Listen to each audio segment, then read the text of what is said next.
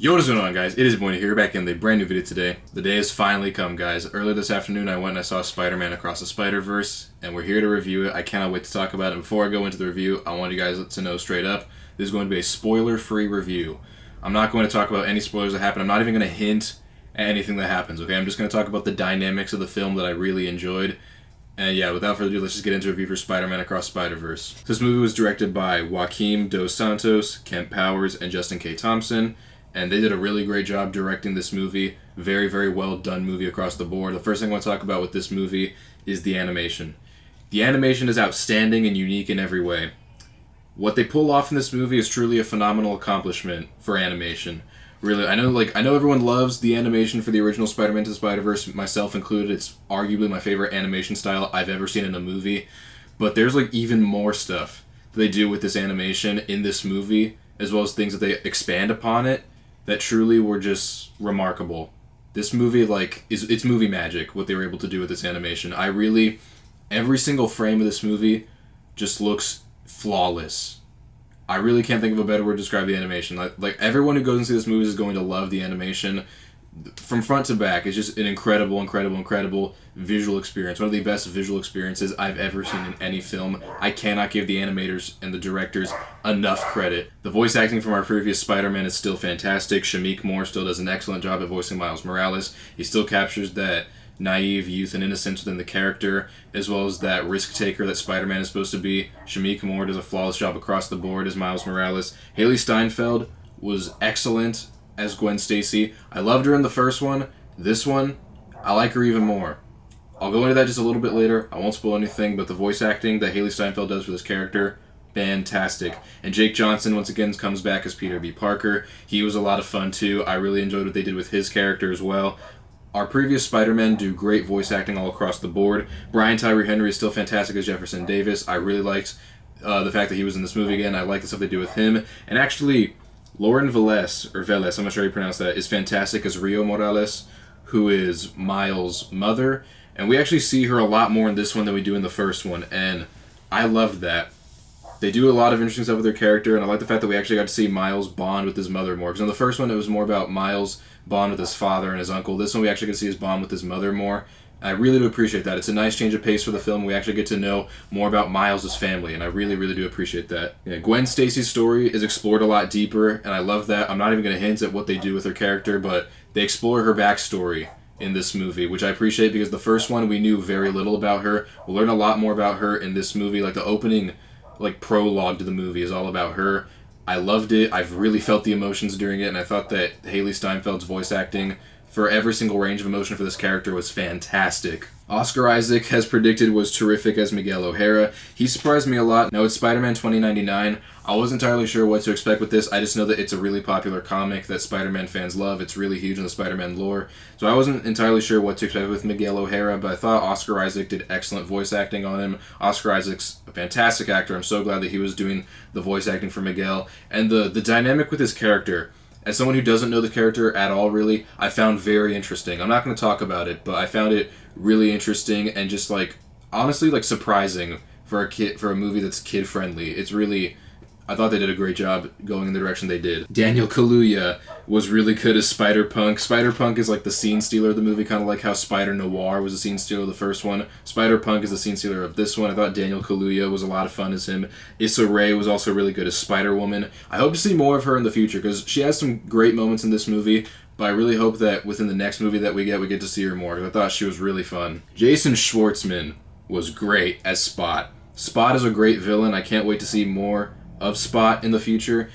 So my only real big complaint with the first Spider-Man Into the Spider-Verse movie was the fact that I thought Kingpin was kind of a weak villain. There's some fun things they do with him, there's some fun things they do with the other villains, but I kind of felt there wasn't that big overarching villain story that the movie needed to have. This one we have a much better villain in Spot. I thought the stuff they did with Spot was awesome. Some really surprising stuff they do with Spot, but I really like this villain. I can't wait to see what they do with Spot in the future. I thought they did a great job with this villain, and Jason Schwartzman was awesome. The themes of this movie were very deep and profound. I really thought they took a lot of risks for an animated family-friendly movie. Obviously, this is not the first animated movie to do this. I know Pixar does this really well, but the way they go about it in Spider-Verse, I was honestly really surprised by the themes and how deep they are and the deep subject matter.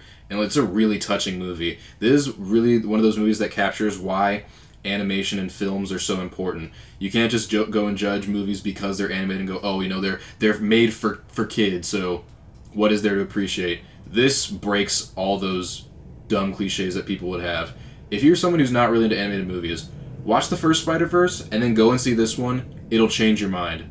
Animation is cinema, and this film, the themes, the subject matter, explores that beautifully. What I love about these themes is that there is a somewhat morally ambiguous story going on. Again, I'm not even going to hint at anything, but it really like adds a layer to these characters that the first one was like a very simple hero story. It was still very fun though, you know? But this one, it kind of adds that extra layer of like, we can do more things, we can take more risks, and we can have kids think deeper and have the people go to this movie think deeper about these very simplistic things. You know, the first movie seems a little bit more simplistic in terms of its story. This one, a lot deeper, a lot more ambiguous, kind of like Avengers Infinity War and Captain America Civil War in a way. And man, I think that like the kids who go see this movie are going to have fun with it, but I think they're also going to think deeper about the themes of this movie. I thought the themes and the morally ambiguous parts of the story, I love that they did that. As they took a lot of risks for a family-friendly movie, and I really appreciate that. And it had a much more serious and gritty tone than the first movie. And I think for the story they told, I really love that they did that. It makes this film feel, it felt more gritty. It felt like it had more stakes, honestly. If the best way I could describe it is that the first two Avengers movies were very fun, but they weren't necessarily, you know, the grittiest stories ever told. They weren't necessarily the most risk-taking stories ever told. But then when you get something like Avengers Infinity War, it felt like they were huge stakes for like the first time in a long time. It felt like things really, really mattered. And this film does that. I mean, the first film in the Spider-Verse franchise did do that, but this one just double downs on it, and it just pays off on every level for the deeper and more serious, gritty tone. And even though I'm talking about the deeper stuff of this movie, the movie does a great job of balancing the tones between the fun roller coaster of an adventure they go on and the more serious elements of the story.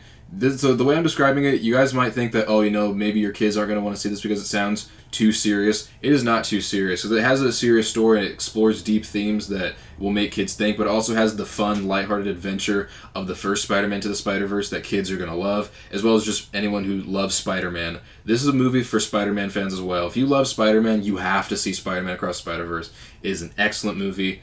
You're going to love it as a Spider-Man fan. It's also an excellent follow-up to the first Spider-Verse movie. So I was kind of like wondering during the movie like how this was going to go off of the first one. It is a really great way to continue the story of the first movie. You know, the only thing that I kind of complained about is that because there's a part 1 to a 2-part movie with Beyond the Spider-Verse coming out next year, it does kind of leave me the thing of like, oh, I can't believe I have to wait a whole year to see the next thing. So it is an incomplete story because we have part 2 coming out, but the first part of this story was fantastic, and it's a great follow-up to the first movie. This movie has another great soundtrack, just like the first one did. I don't think the songs are necessarily as memorable as the first one, but then again, the soundtrack's been out for like a few days, so we'll see how many of these songs end up becoming big hits, but it has a great soundtrack that fits the vibe and aesthetic of this universe very, very well. And this is a very well-paced movie. This is actually a 2-hour and 20-minute movie. If I'm not mistaken, I think that this was supposed to be the longest like runtime for a Hollywood animated film. But for a movie that's 2 hours and 20 minutes long, you might think, oh, this movie's going to feel so long. It flew by.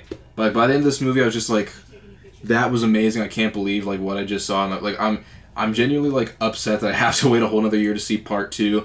But man, like if part 2 was like playing in the other theater, I would have gone and seen it, because like this one, it's like such an amazing journey. They do so much within the 2 hours and 20 minutes in a way that feels very nice, tight, and compact.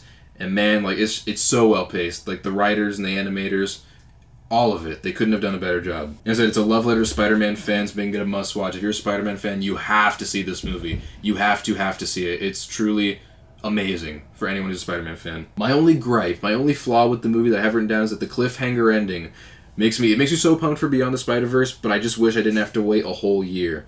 So the cliffhanger ending of this movie is a good ending, but it is, you know, it is ambiguous because we have a second movie coming out, but it's kind of bittersweet because it makes me so pumped for the next movie, but I also have to wait a whole year to see it. So kind of like with Avengers Infinity War, how we loved Avengers Infinity War, we were all so excited for Endgame, but we had to wait a whole year for that. That's what this movie is. So this is the movie where you're all going to see it and you're all going to be like, wow, that was an amazing movie. You can't wait for the next part, but unfortunately we're going to have to wait a year. But man, I think with how amazing this movie is, I can't even imagine what they're going to do with Beyond the Spider-Verse. It's like beyond my imagination. I really don't know what they're going to do. Guys, this is the best animated movie I've seen in years. make plans to go see it because you are not going to want to miss it. Go see it while it is in theaters. If you went and you saw it when it came out on streaming, I'm not even going to say I feel sorry for you. Unless, of course, you had no chance to go see it. If you truly had no chance, I feel sorry for you. But if you chose to wait till streaming, I can't say I feel bad for you. You're going to regret that you didn't go see it in theaters. Go watch it in theaters while it's still out, man. It is an amazing film. It's such a ride. It's incredible. This is honestly competing with Guardians of the Galaxy Volume 3 for my favorite movie of the year. This is the best animated movie I've seen in years. This is an incredible film. I cannot give it enough praise, I feel like. And of course, our overall opinion on Spider-Man Across the Spider-Verse, I'm giving it an overall rating of a 10 out of 10. So entertaining. I can't even imagine what Beyond the Spider-Verse is going to be like. If this is a 10 out of 10, Beyond the Spider-Verse just must be flawless, remarkable, incredible, every single word. So this is a 10 out of 10 that's so entertaining, and we're giving it an A+.